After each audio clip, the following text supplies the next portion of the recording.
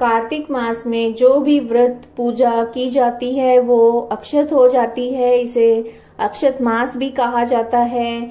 तो आइए पंच भिक्षु जो व्रत है उसकी पूजा का क्या विधान है। तो देखिए, कार्तिक मास में सुबह 5 दिन तक पंच भिक्षु की पूजा की जाती है। इसमें एकादशी और द्वादशी तिथि को उपवास रखा जाता है और त्रयोदशी को भोजन किया जाता है। फिर 14 और पूनम को उपवास रखा जाता है और बाद में पूर्णिमा के दिन 5 चीजें ब्राह्मण को दी जाती हैं, दान किया जाता है। इसी प्रकार 4 वर्ष तक जो कार्तिक उतरते के जो पंच भिक्षु है वो किए जाते हैं। और या तो हर वर्ष 5-5 चीजें ब्राह्मण को देते जाएं, या फिर 5 साल जब पूरे हो जाएं इस तरह से व्रत रखते हुए, तो 5 जो जोड़ा है ब्राह्मण और ब्राह्मणी का, उनको भोजन कराएं, उनको दक्षिणा करें और उनको दान आदि दें। और इसके बाद जो आपके घर में आपकी सास है या आपकी जेठानी है, उनको पैर छूकर उनको साड़ी वगैरह दे और उनका आशीर्वाद ले। तो आइए, जो पंच भिक्षु की जो कहानी है वो इस प्रकार से है। एक साहूकार के बेटे की बहू थी जो बहुत सुबह उठकर कार्तिक के महीने में रोजाना गंगा जी में स्नान करने जाती थी। वह किसी पराये पुरुष का मुंह नहीं देखती थी। एक राजा का लड़का था, वो भी गंगा जी में नहाने जाता। सोचता, मैं इतनी सुबह स्नान करने आता हूँ, लेकिन मुझसे भी पहले कौन यहाँ पर नहाने आता है। 5 दिन कार्तिक के जब रह गए तो उस दिन साहूकार की बहू नहाकर जा रही थी कि राजा का बेटा आ रहा था। आवाज सुनकर वो जल्दी से जाने लगी, क्योंकि वो किसी पराये पुरुष का मुंह नहीं देखती थी। और जल्दी जल्दी में उसकी माला और मोचड़ी वहीं पर छूट गई। राजा आया और सोचने लगा कि जिसकी माला और मोचड़ी इतनी सुंदर है वो खुद कितनी सुंदर होगी। सारी नगरी में राजा ने ऐसा कहलवा दिया कि जिसकी भी ये माला और मोचड़ी है वो मेरे पास 5 रात के लिए आएगी। साहूकार की बेटी ने कहलवा दिया कि मैं 5 दिन आऊंगी, पर किसी को साख भरने के लिए बिठा दियो। राजा ने गंगा जी पर बिछावन करके एक तोते को पिंजरे में टांग कर रख दिया। वो जब सुबह आई और उसने पहली पौड़ी पर पैर रखा तो बोली, हे कार्तिक के ठाकुर, राई दामोदर, 5 पांडव, छठे नारायण, भीखम राजा, उस पापी को नींद आ जाए। तो राजा को नींद आ गई। वो जब नहा धोकर जब जाने लगी, तोते से बोली, सुवा सुवा तेरे गले डालूंगी हीरा, मेरी साख भरियो वीरा। सुवा बोला, कोई वीरा भी साख भरता है? तो वो बोली, सुवा सुवा सुबह हो तेरे पग घालूंगी नेवर, साख भरियो मेरा देवर। सुवा ने कहा, अच्छा भाभी, मैं तेरी साख भरूंगा। वह तो कहकर चली गई। राजा हड़बड़ा कर उठा। सुवा से पूछा कि सुवा सुवा क्या वो आई थी? उसने कहा, हाँ आई थी। राजा के लड़के ने पूछा, वो कैसी थी? सुवा बोला, आभा की सी बिजली, होली जैसी झल, केले की तरह कामिनी, और उसका रंग है वो गुलाब की तरह था। राजकुमार ने कहा, आज मैं अपनी उंगली में, उसने अपनी उंगली को चीर लिया और उंगली को चीर कर बैठ गया और बोला, देखता हूँ आज मुझे कैसे नींद आएगी।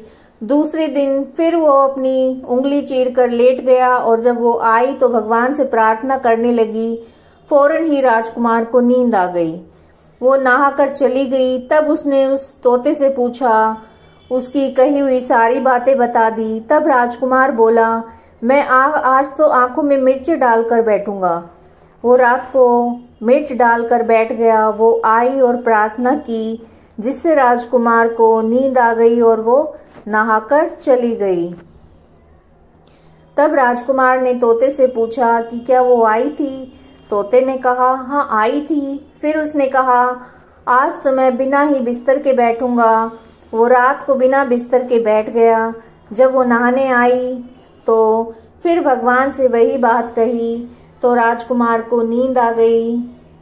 जब वह नहाकर जाने लगी और आंख बंद करके चली गई।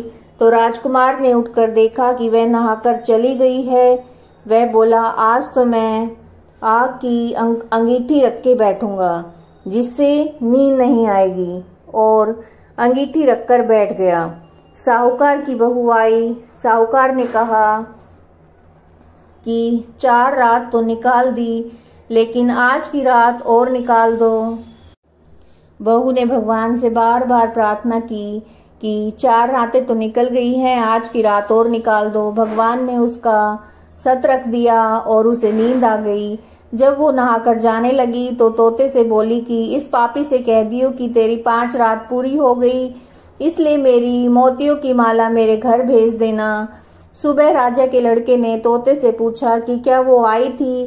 तोते ने कहा, वो आई थी, उसने अपनी माला मंगवाई है। तब राजकुमार ने सोचा, वह तो सच्ची थी, उसका तो भगवान ने भी सत रख लिया। थोड़े ही दिन बाद राजकुमार के शरीर में कोढ़ निकल गया और वो तड़पने लगा। राजा ने ब्राह्मण को बुलाकर पूछा कि मेरे बेटे का शरीर क्यों जल रहा है? ब्राह्मण ने कहा कि पतिव्रता स्त्री पर बुरी नजर रखता है, इसलिए ये रोग लगा है इसे। तब राजा ने पूछा, अब कैसे ठीक होगा?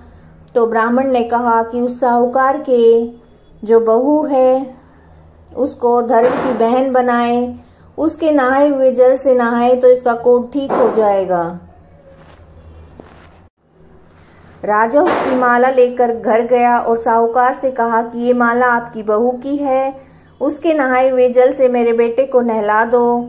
साहूकार ने कहा, किसी पराये पुरुष का मुंह नहीं देखती है वो।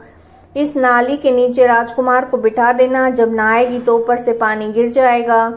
तब राजकुमार बैठ गया और नहाया तो उसकी चंदन जैसी काया हो गई। ये पच भिक्षु देवता जैसा साहूकार की बहू का सत रखा है, वैसा सबका रखना। जो भी कहे सुने, हुंकारा भरे, पूरे परिवार का सत रखना।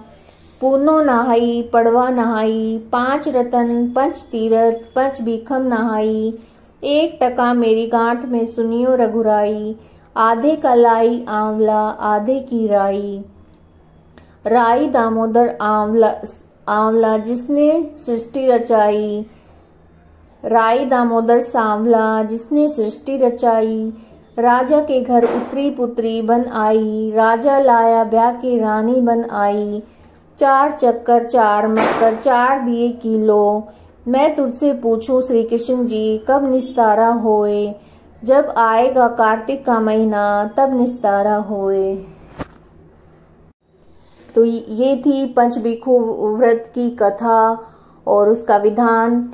अगर आपको वीडियो पसंद आई है तो लाइक कीजिएगा और चैनल को सब्सक्राइब कीजिएगा। कमेंट में जय श्री कृष्णा जरूर लिखिएगा।